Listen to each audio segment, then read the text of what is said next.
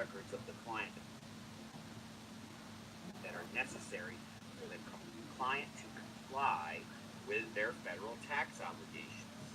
For purposes of this section, records of the client include documents, whether they're written or electronic, provided to the practitioner. If they've provided to you a QuickBooks file, you have to promptly return that record to them. You cannot keep that record and withhold it on them. Or if they're obtained by you in the course of the representation of the client that pre-existed the retention of you by the client. It's very, very important. Now, this is not what I defined earlier as your work papers. Your work papers you can keep. This is just the client's record. My recommendation to our clients is keep separate files. Label them in your office. So this came from the client. This is mine. This is theirs. Keep separate QuickBooks files. When we take a copy, it's always labeled as an accountant's copy. And we save it as an accountant's copy. And if we end up overwriting their data, well, they get our copy, which is usually better anyway. But at least we've kept our copy of what our source data was. It's very, very important when it comes to taxes for the businesses that you represent and the returns that you're filing for the businesses, especially as we talked about earlier with the example of my California employer and that particular accountant. In fact, that one went so far as that accountant, there was a dispute between the accountant and the client. And the accountant in that case wanted to hold all of their work product. And what they ended up claiming was that, look, you gave me time tickets, you gave me employees' names, you gave me wages. I'm the one that put those into a spreadsheet. I'm the one that submitted those 941s to the state, to the federal government. That's my product. I don't have to give those to you. If you want to figure them out, you have to do them now because I prepared those. But that accountant had to return all the source data back to the client, whether they were happy with that client or not happy. So it's really, really important because here's what happens if they don't. If they don't return that source data back to the client has no way of knowing what was filed. There's a way to get what was filed. It's called a transcript request. So if you run into this problem of the return of the records, make a transcript request. There's a form for it. I can't remember the identifying numbers right now. There's a form for everything with the IRS. But there's a transcript request form.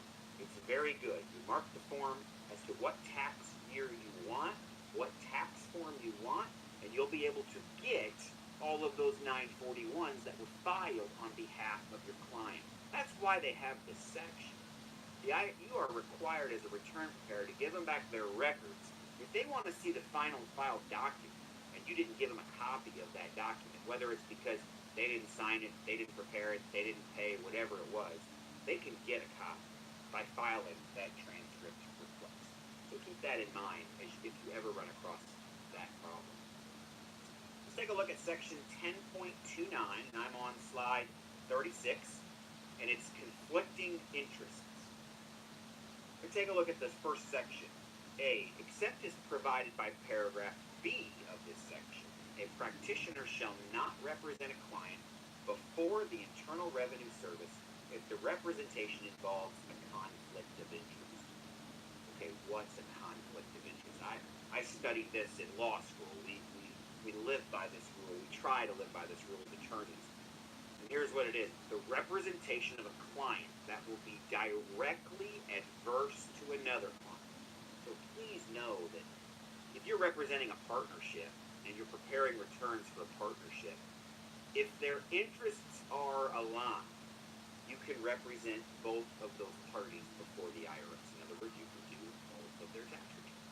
You can do the tax return for the partnership, and if the individuals want to come to you, you can do the individual tax return. Now, what you cannot do, if there is an adverse interest to them, depending upon how you do that partnership return, if the partnership return is being done one way, and you know they've agreed to split profits and losses different than 50-50, but one of the partners is wanting you to do something different on his personal tax return, now you have a conflict of interest because you're recording the partnership return as 50-50.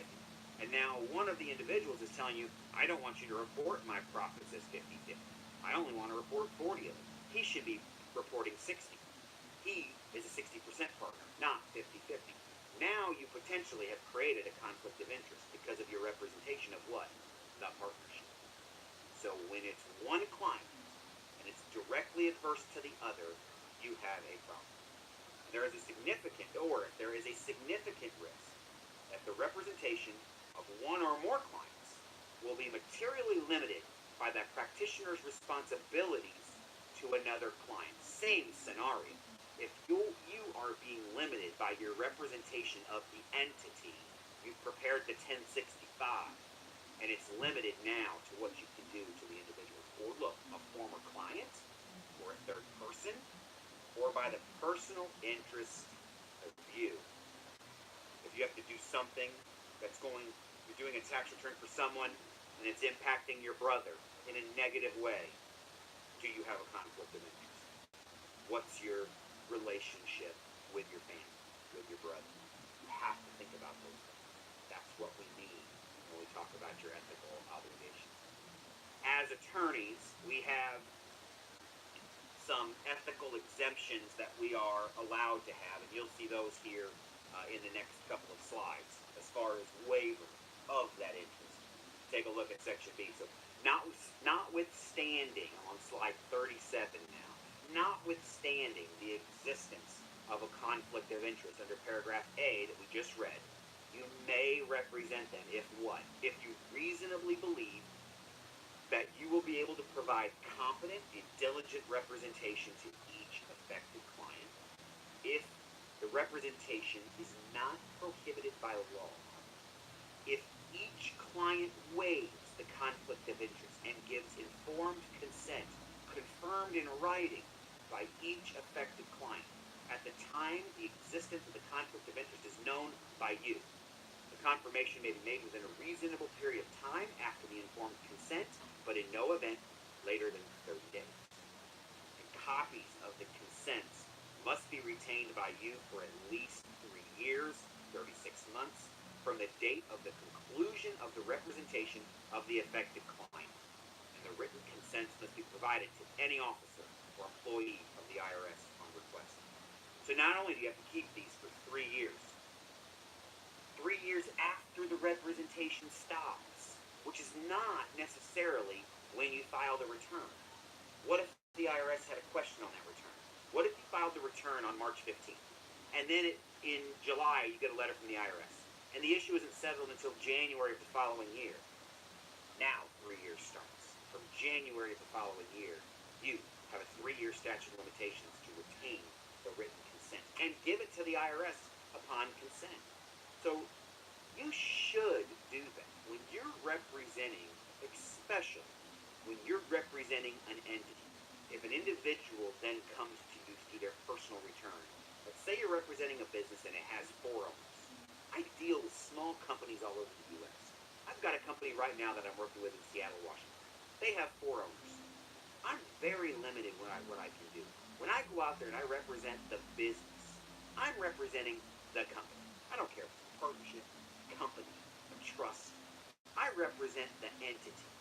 If the individual owners come to me for advice, I have to get a waiver from all of the disinterested parties to make sure they know I've created a conflict of interest. I'm working with one of the shareholders, and they're trying to do something within the company, and I represented the company, and I'm not representing the 3 of you. There's a potential conflict of interest there. But this is how you get around it. The waivers, in writing, consent, held for at least 3 years. And then, and you, again, look at that section B1 right there. You've got to believe you're going to provide competent and diligent representation, and that it's not prohibited by any type of law. So be careful, especially. Now, if you're telling me, oh, Roman, all I do is individual tax returns, and I do them for, that's all I ever do. You still could have conflicts of interest if something you're doing in someone's tax return negatively impacts another tax return. Take a couple that's getting a divorce, and they haven't decided, for one reason or another, they haven't decided on which parent is going to get which deduction for which children. Think about it. Do you have a problem representing both parties? If they're in disagreement, they both want to take deductions for the family. That could potentially create something of that nature. And here's some examples. And we just kind of talked about these. And I'm on slide 38. You represent two partners in the same firm. If one partner's positive outcome adversely affects the tax status of the other, that's an example. You represent a business where your sibling is a key employee, and you find evidence of fraudulent activity by your sibling relating to his or her tax status. It's a potential conflict of interest. I have 4 brothers and 1 sister. Of course, they call me to do their tax returns. That, as far as I know, I've never seen anything fraudulent activity on their behalf, and therefore I haven't experienced that conflict of interest. But be very careful, especially with family members, friends. I represented a company about a year ago. Very, very, very unique part of a tax code that we have that says you can sell a small business in the United States if it was formed during a certain period of time, and it can be tax-free. The seller pays no tax, no matter how much they receive for the business. It has to be a certain type of business. Well, if you have knowledge that there's going to be fraudulent activity in the representation of that transaction, you have to be very careful. And in a situation like that, sometimes there can be, because that tax code is so specific as to when that company was formed and what is allowed for those particular years. You've got to make sure in those situations, if there's any hint of a fraudulent activity, you then have a conflict of interest in terms of representing that business and potentially representing that shareholder if they are a key person. Okay, let's move on. Section 10.3 of Circular 230. And I really hope you did print it or have it in front of you, because you're following right along if you did. And I'm on slide 39. A practitioner may not, with respect to the IRS in any way, use or participate in the use of any form of public communication or private solicitation containing a false, fraudulent, or coercive statement or claim, or a misleading or deceptive statement or claim. You know, it's so funny. I'm on my way today to the studio, driving in to tape the program, and I see a billboard. And I've driven this road for years, and I see a billboard today, and it says, "Injury law, I'm a Harvard grad." Now, that's not false, it's not fraudulent, it's not misleading, it's not deceptive, but you gotta be careful on what you advertise and how you advertise. I happen to be filming this in a state where they're very aggressive with their advertising techniques, and one of the most aggressive states in the country that I've experienced as far as aggressiveness in advertising. But be careful about your advertising, your solicitation. Pay attention to this section. You know, one of the things you're doing, and we talked about it about an hour ago, taking this program, that is something to be apart. That is something that sets you apart, that you can advertise. Take a look at the second one. Enrolled agents, enrolled retirement plans, or federal tax return preparers, in describing their professional designation, may not utilize the term certified or imply that an employer-employee relationship exists with the Internal Revenue Service. I myself promote on our website and on all my marketing materials that I am one of the educational instructors for this program on my tax courses online. And I have to be careful to say, well, it is a program that is produced for the Internal Revenue Service, for tax return preparers across the U.S., not in conjunction with the IRS, not for as an employee of the IRS. We cannot use those designations. But by all means, promote the fact that you are a federal tax return preparer, that you have participated in the annual filing season program. Okay, let's take a look at subpart B of section 1031, and we get into some more of the ethical requirements that you have as a tax return preparer. And I'm on slide 40. You may not negotiate a tax purchase. Now, you may not understand what the word negotiate means. What I mean, when you hear the word negotiation of a check, we are talking about a written check from the Internal Revenue Service, or from the government, written out to your client, signed by the IRS. The back of that check is where your client endorses it. It's what's called a negotiable instrument, because in theory, you are allowed to have your client sign the back of the check, and then your client could put, pay to the order of Roman A. Basie Tax Service, or my company, the Center for Financial, Legal, and Tax Planning. That is what's called the negotiation of a check. The taxpayer has taken the check, has not cashed it, has not presented it for endorsement to the bank. Instead, has given it to you and negotiated and given it to you, and you've signed it as well. They've negotiated the check with you. You may not endorse or otherwise negotiate the check. And look at what's in parentheses now, including directing or accepting payment by any means, electronic or otherwise, into an account owned or controlled by you or your firm or any entity with whom you're associated. If it's issued to a client by the government, not just the IRS, by the government in respect of federal tax liability. I gave you an example. One of you who watched the program this year sent me in a question whether or not my fact pattern is identical to yours. If that practitioner accepted that check and they were associated with the person that they were going to negotiate the check to, that would have been a violation of 10.3. I think I pointed the practitioner, and I hope you're listening this year. And I pointed you to Circular 230. And I may or may not have pointed you to this section, but that's the section that's so vitally important. The IRS stepped up section 6694, which is the enforcement of you, the practitioner, because of these factors right there. This whole thing took place when we had the refund loans, which we still have some of them to this day out there, not nearly what we used to have. But the refund loans is what caused these sections to become so important. Okay, staying on section 10.31, I'm on slide 41.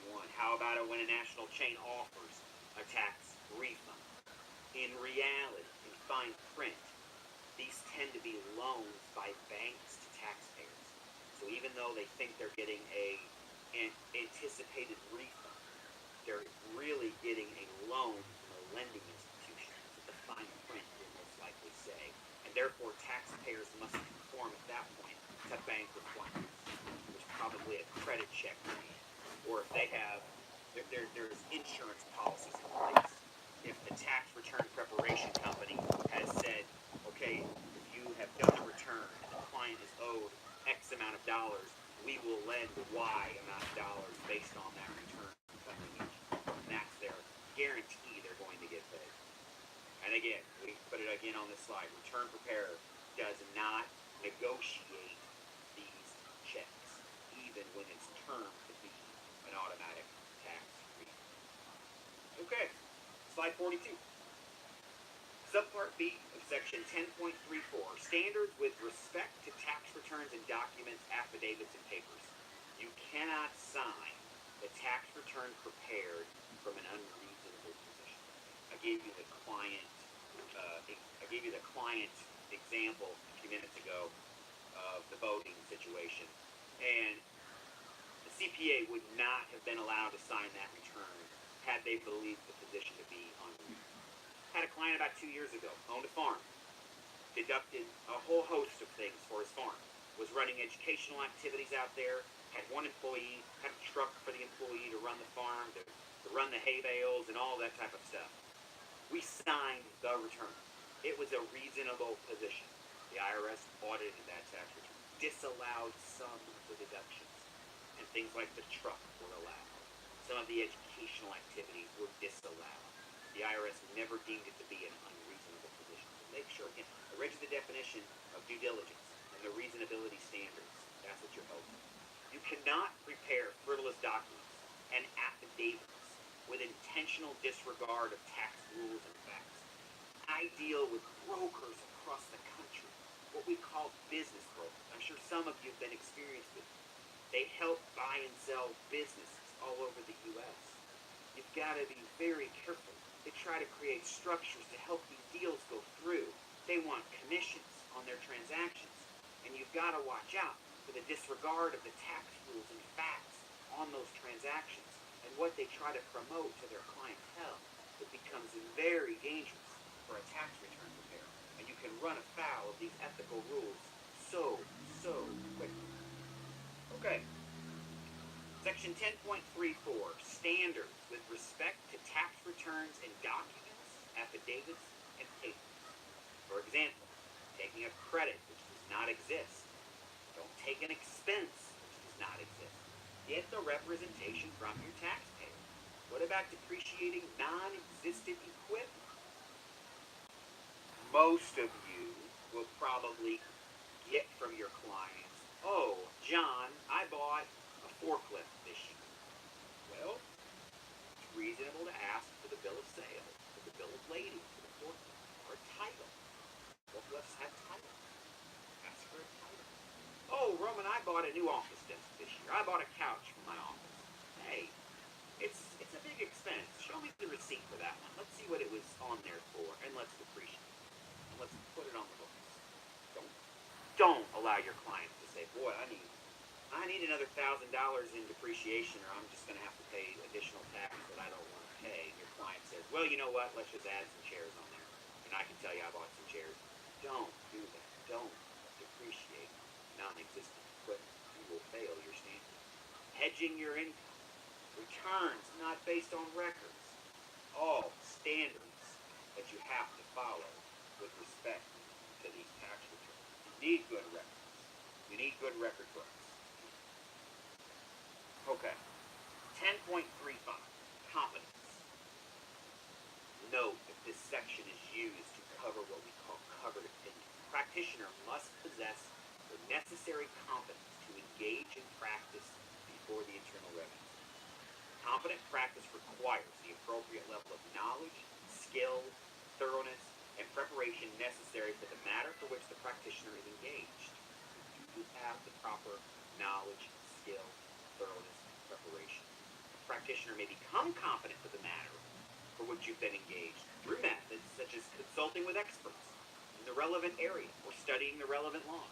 This year, as part of the filing season program, we're going over the gift tax return. Have you ever done a gift tax return? Do you understand if you have to do one this year? Maybe you should participate in that part of the program this year if you haven't in the past. And if you don't participate in that, then you should reach out to a professional and say, you know what? I've got a client that's wanting to file a gift tax return. I've never done it. I need to become knowledgeable of the gift tax return and understand what is needed. Oh, I didn't know you had to have a valuation of the gift, or else the statute of limitations does not start. Huh? Those are the things that you might want to become aware of, and by various methods, by consulting with those that have done it. And you may ask me questions, and I may tell you, no, I've never done that. I've never had a client take that deduction. There was a big deduction removed this year from our tax return. The domestic production activities deduction. If you're ever doing an amended return, the producer and I today were discussing the new tax law and how things changed. And I told him, I said, yes, but we're still relevant as the old tax law. Because if you're doing an amended return on 2017, even though you're taking this program, and it's for the next year's filing season, what if you're doing it for a 2017 amended return? What do you need to know?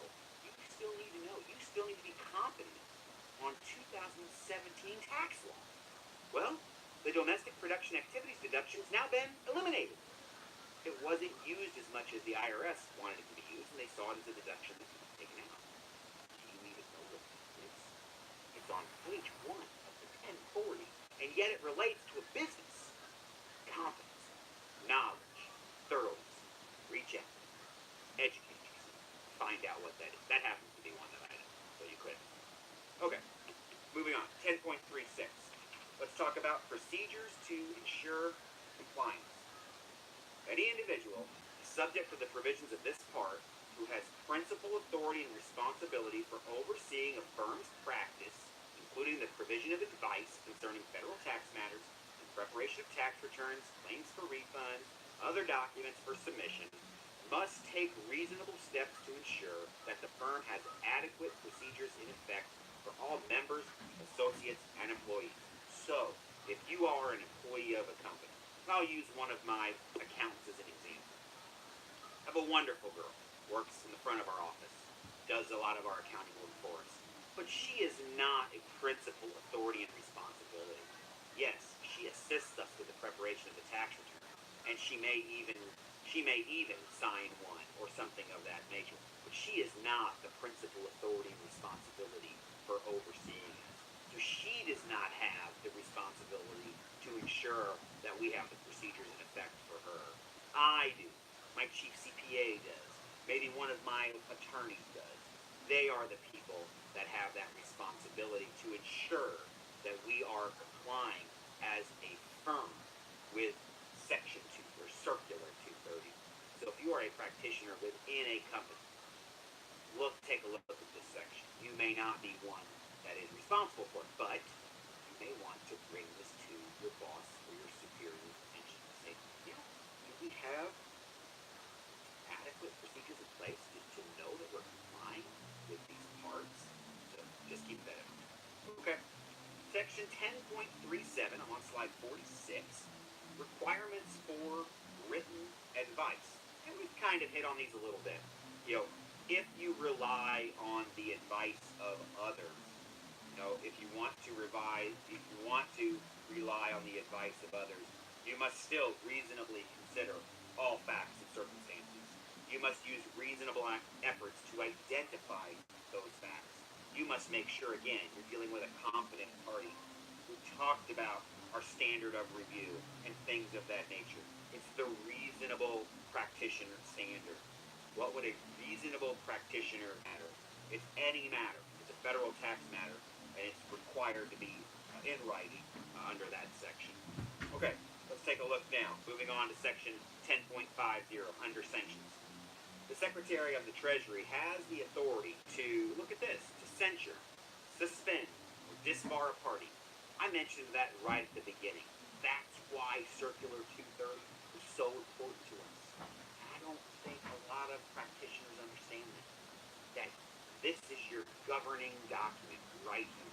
Because right here is where it grants the Secretary of the Treasury to stop you from practicing. It has the authority to disqualify you. It has the authority to impose monetary penalties. It has the authority to accept a practitioner's consent to sanction. And it has the authority to determine if sanctions should be imposed. That section's rather large, so pay close attention to the sanctions section. Okay, take a look at section 10.51 under incompetence and disreputable conduct. So for which a practitioner may be sanctioned under the previous section includes but is not limited to, and there are now 18 items. There was 17 last year. There's 18 this year. And I urge you to read this section directly, 10.51. Just take a look at some of them. Criminal conviction under tax laws. Criminal conviction involving honesty and dishonesty. Criminal conviction involving character and fitness. Again, as a licensed legal practitioner, I'm not allowed to have my license without going through a character and fitness review with the state that I'm licensed in. You're not subject to that regulation, but it's incompetent and it's considered disreputable conduct. And if you're sanctioned, and it can be because of your character and your fitness, giving false or misleading information can run you afoul of that regulation as well. So be careful there as well. And again, under some of the provisions of 6694A and 6694B, you'll find where the IRS has the ability to penalize you under 6694A. It's a smaller penalty, up to $1,000, I believe, or 50% of the cost of the taxes, or what you charge the taxpayer. And under 6694B, it's up to a $5,000 penalty and referral to the Office of Professional Responsibility, what we call OPR. And you'll see that acronym in Circular 230. And that's what you want to watch out for. If you're under these sections of 10.5, 10.51, there's the potential for referral to OPR.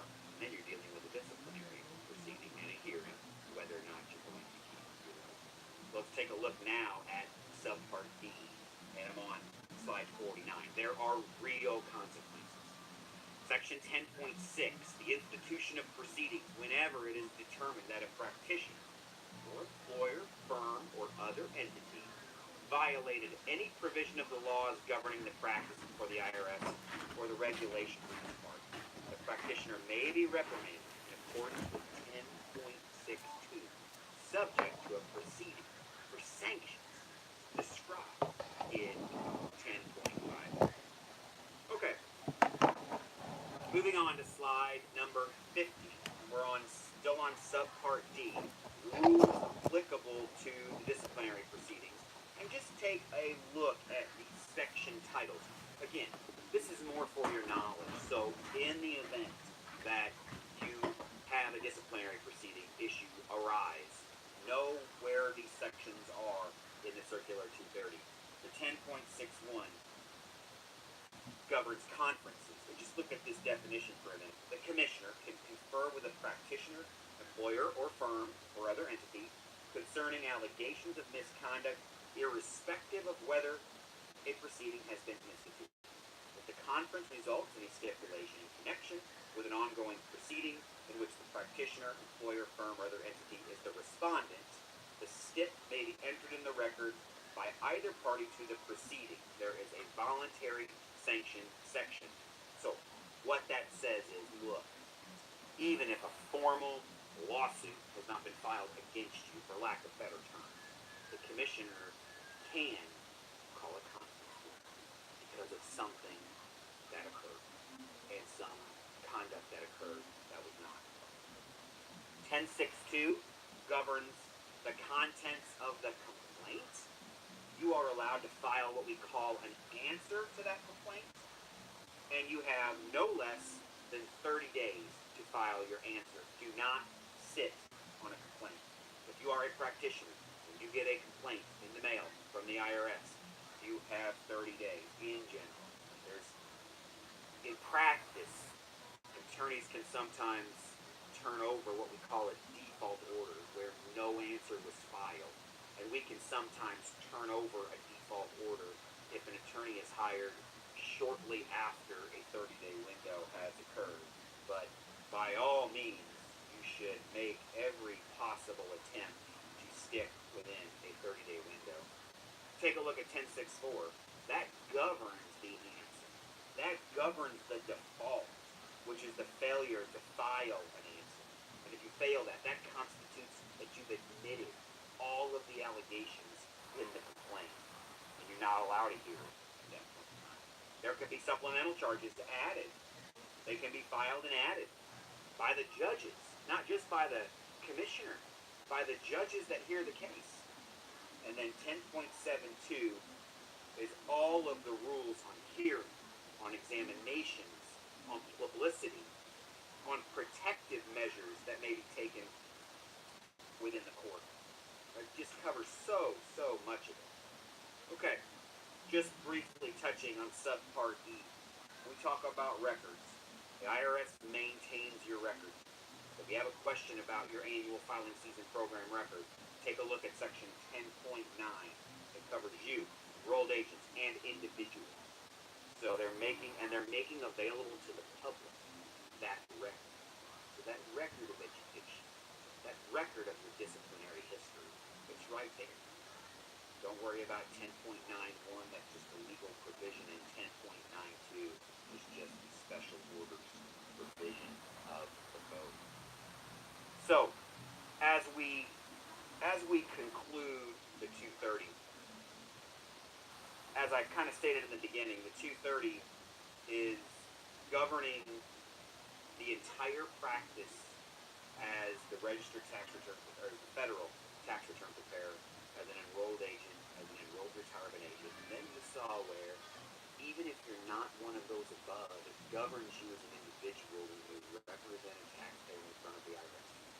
all the definitions of representation of that taxpayer in front of the IRS. If you communicate in any way on a tax matter, you are going to be held to these different standards. Think about what we talked about with due diligence, with accuracy, with representation, with penalties. The few instances I've given you, the case examples we've given you where the accountants and the CPAs have been challenged. These contents do cover a specific outline of materials which you're going to be questioned about. And we've covered the entire circular. As I said at the beginning, the entire circular is 50 to 60 pages. So read it, know it, have it to your availability. I get so many questions during the year about the Circular 230, which I just refer to most of the time. Again, I can send you the code section number of the 230 that applies to your situation. But know it, abide by it, use it as your ethics going forward. And honestly, the problems that you'll have will be very, very minimal. And over the last 5, 6 years of participating in this program with you, I can honestly say those that have contacted me have followed the Circular 230. I don't know whether it's because of this required 2 hours of ethics now or not, but it sure has helped the depth of the questions that we receive. Slide 53 is my contact information. You're welcome to reach out to, of course, my tax courses online, and you're also welcome to reach out to us as well. Thank you very much for your attendance today.